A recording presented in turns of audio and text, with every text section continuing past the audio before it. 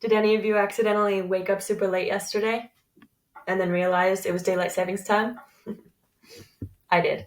It's nicer with brighter evenings now, huh? Almost summer. Well, not quite. Okay, so we're starting obituaries today. So without further ado, let us begin. Okay, so an obituary is an announcement in the newspaper about a death. So, and it's obviously it's more about the person's life than their actual death, but it's just an important announcement. So here's what it has in it. It's an account of their character, accomplishments, and it tells you who their loved ones and family members were. It also gives info about the funeral arrangements. So if you are to write one, if you're going to write one, and you are, you need their name, obviously, their full name, their age when they died, where they lived, the day and date of the death, and the cause of death. But this is actually kind of short, all of this. Like I said, this is more focused on their lives. All right, here we go. Here's the biggest part. Date and place of birth, names of parents and their family relations, like all of them, their education, their employment, their hobbies, anything they were involved in with charity, outreaches, church, that kind of thing, any other achievements in their work or academically, and then special character traits that they were respected for, if they were like particularly honest or generous or something.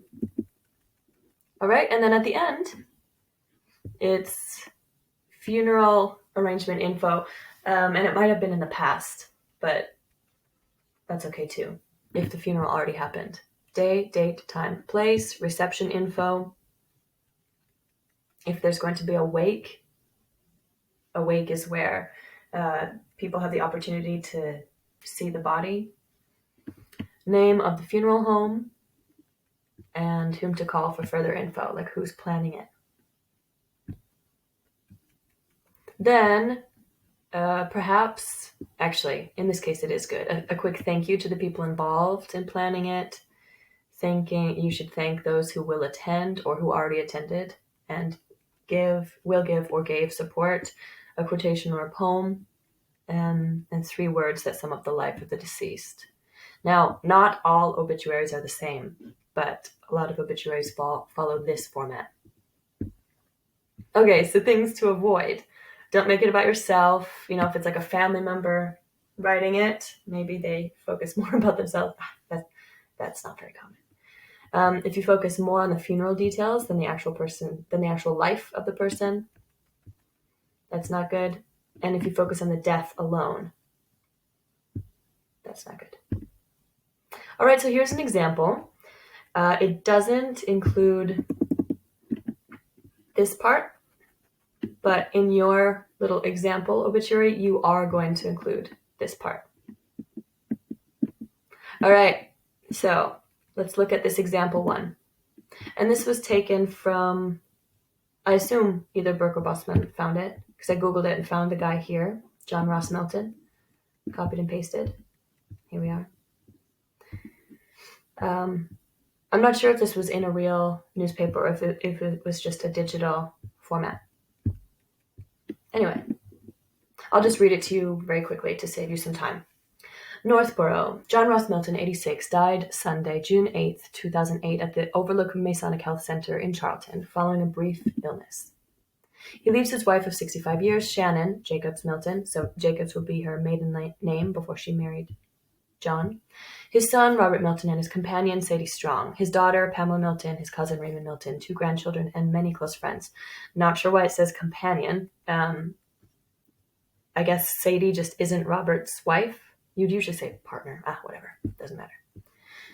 Born and raised in Worcester, the son of Carl and Helen Pauline Preston Milton, her maiden name as well, he was a lifelong resident of Northborough.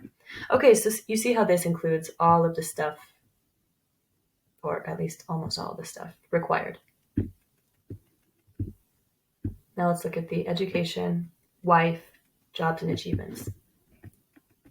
In his early years, Mr. Milton would help sell milk for the family's business, Milton Milk. After graduating from North High School in 1941, he attended Clark University, graduating in 1945 with a bachelor's degree in economics. He met his wife, Shannon Jacobs, at church, and they were married in 1944 at Wesley United Methodist Church. In 1945, he joined the U.S. Coast Guard, where he was a seaman first class. After serving with the Coast Guard, Mr. Milton had the opportunity to join the Travelers Insurance Company in Worcester. In 1948, he started the John Ross Insurance Agency, a partner of Insurance Services of Worcester. He not only took pride in his business, but truly relished the friends he made during his time in business.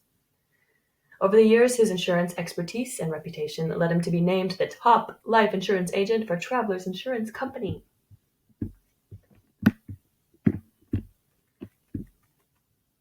Okay, and here's the rest of it.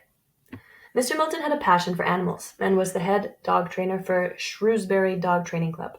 For years, he would enroll his award-winning German Shepherds into dog shows where he won numerous ribbons and awards.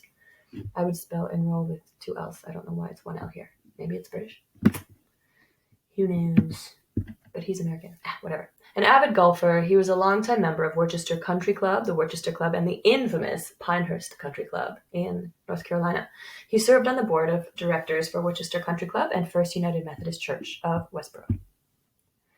Private service was held April 23rd, 2015 at Camino del Sol Funeral Chapel and Cremation Center, blah, blah, blah, address, Arizona. At the end, there was also the opportunity to share memories, photos, and videos on his tribute wall at this website. And then you could also plant a tree in his memory at their tribute store. I think this is a great idea. I clicked on it. You can plant a memorial tree for someone you care about, or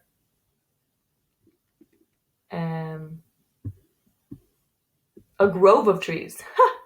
That's awesome. Anyway, okay, so here's what you're doing today. Where'd my video go? This is a good picture. Anyway, you're writing an obituary for Grumpy Cat. This was the slide from Birkin Bosman. I changed his death date to my birthday.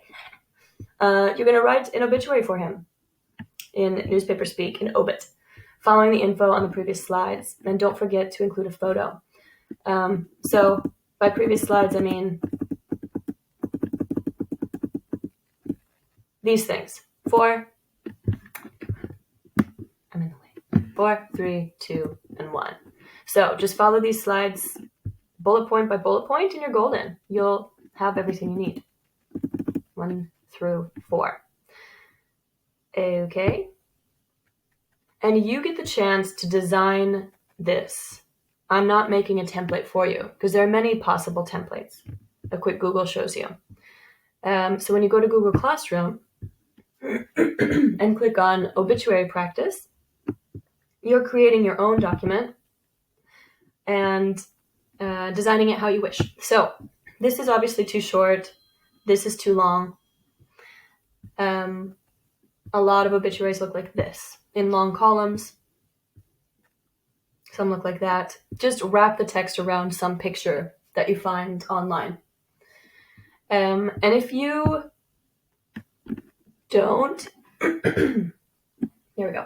If you don't want to write about Grumpy Cat, you want to write an obituary for someone else, just ask me permission first, and I might say yes. But otherwise, just write it about Grumpy Cat.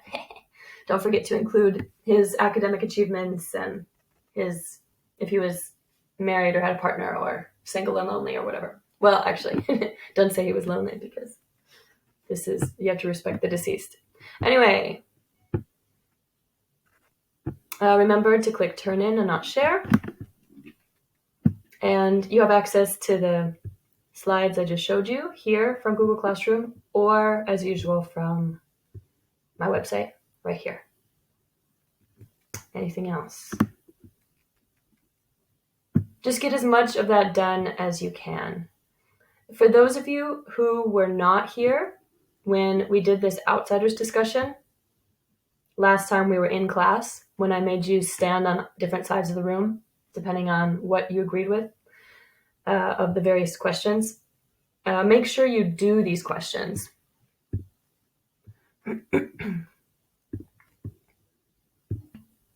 Here we go. So once again, if you were not at school when we wrote the answers down in our journals, or when you did, please do that before Thursday so that you're not unprepared in class on Thursday.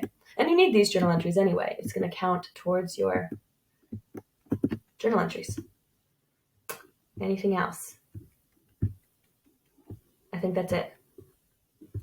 Best of luck. Have fun with this. It's kind of goofy to write an obituary for a cat, but I look forward to reading your creative obituaries with photos.